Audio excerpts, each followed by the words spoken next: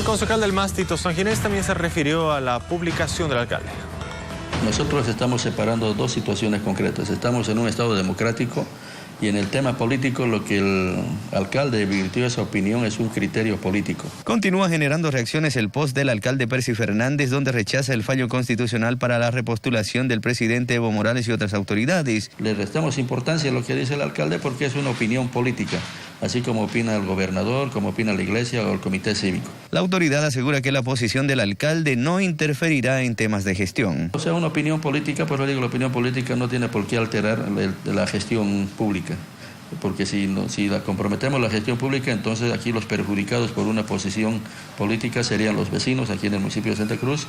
Ese tema de la gestión pública, ambos gobiernos, central y local, están trabajando en beneficio de la población. Y eso, por lo menos nosotros, vamos a seguir avanzando y respaldando lo que hace nuestro presidente a través de las ayudas que da a Santa Cruz de la Sierra como municipio.